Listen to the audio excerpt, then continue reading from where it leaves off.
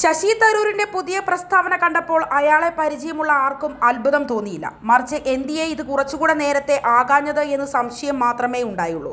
കേരളത്തിലെ വികസനങ്ങൾ മുഴുവൻ കടലാസിൽ മാത്രമുള്ളതാണ് എന്നാണ് ശശി അണ്ണന്റെ പുതിയ കണ്ടുപിടുത്തം. ഇത് പറയാൻ എന്തിയെ ഇത്ര താമസിച്ചു എന്നാണ് മറ്റുള്ളവർ ചോദിക്കുന്നത്.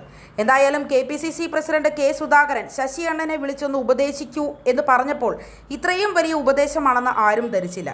ഇനി AICCയുടെ ഉപദേശമാണോ ഇത് എന്നും പറയാൻ പറ്റത്തില്ല. AICCയിൽ വെച്ച് എങ്ങാനും ബിരിയാണി കിട്ടിയാലോ എന്ന ആഗ്രഹം മനസ്സിൽ വെച്ച് കയറ്റി കൊടുത്തിട്ടുണ്ടോ എന്നും പറയാൻ പറ്റത്തില്ല. ബിരിയാണി കിട്ടിയാലും കിട്ടിയില്ലെങ്കിലും ഇയാളെ എങ്ങനെ ജനം വിശ്വസിക്കും?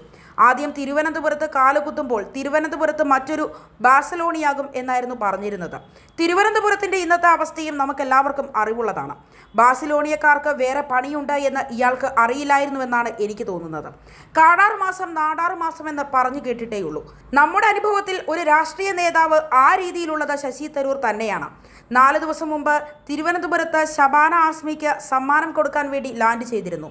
ഇനി ഇയാളെ കാണണമെങ്കിൽ 40 ദിവസം കഴിയണമെന്നാണ് പറഞ്ഞു കേട്ടത്.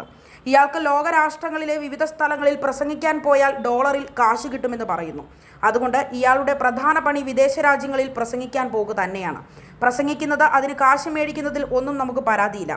ഈ MP സ്ഥാനം ഒന്ന് രാജിവെച്ചിട്ട് ആ പണിയൊക്കെ നല്ലതാണ്. കേരളത്തിലെ മറ്റ് 19 ലോക്സഭാ അംഗങ്ങളും എല്ലുമുറിയെ പണിയെടുത്ത് മണ്ഡലം ചുറ്റി നടക്കുമ്പോഴാണ് ഇയാൾ മാസത്തിൽ ഒരു ദിവസം തിരുവനന്തപുരത്തെ തൊടാനെത്തുന്നത്. ഇയാൾ ഒരു ഉപജാപക സംഘത്തിൻ്റെ പിടിയിലാണ് എന്നാണ് പറയപ്പെടുന്നത്.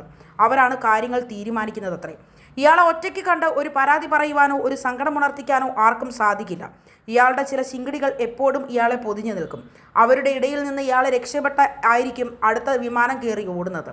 എന്തായാലും ജനത്തിന് ഇയാളെ ഒന്ന് തൊട്ടു നോക്കാൻ എപ്പോൾ സമയം ഒത്തുവരുമെന്ന് ആറ്റുകാൽ രാധാകൃഷ്ണനെ കണ്ട് പ്രശ്നം വെച്ച് നോക്കണം.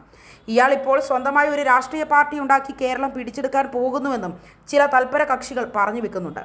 കേരളത്തിൽ എത്ര നിയമസഭാ മണ്ഡലങ്ങൾ ഉണ്ട് എന്ന് തികച്ചറിയാമോ എന്ന് സംശയമാണ്.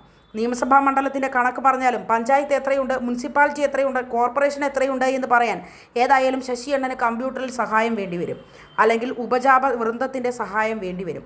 ഈ ശശിയേട്ടനെ മുന്നിൽ നിർത്തി കേരളം പിടിക്കാമെന്ന് ആരെങ്കിലും വ്യാമോഹിക്കുന്നുണ്ടെങ്കിൽ അത് 4ആയിട്ട് മടക്കി വെക്കേണ്ടടുത്ത് വെച്ചാൽ മതി എന്നാണ് അഭിപ്രായം. കോൺഗ്രസിനെ സ്നേഹിക്കുന്ന വലിയൊരു വിഭാഗം കേരളത്തിലുണ്ട്. പക്ഷേ അവരെയെല്ലാം നിരാശപ്പെടുത്തുന്ന രീതിയിലാണ് ശശി അണ്ണൻ്റെ മുതൽ VD സതീശൻ്റെ വരെ പ്രവർത്തികൾ. എന്തായാലും സമയാസമയങ്ങളിൽ കാലുമാറുന്ന ശശി അണ്ണൻ ഇപ്പോൾ തന്നെ പടം പൊഴിച്ചത് നന്നായി. ജനത്തിന് ആളെ തിരിച്ചറിയാൻ സാധിച്ചല്ലോ.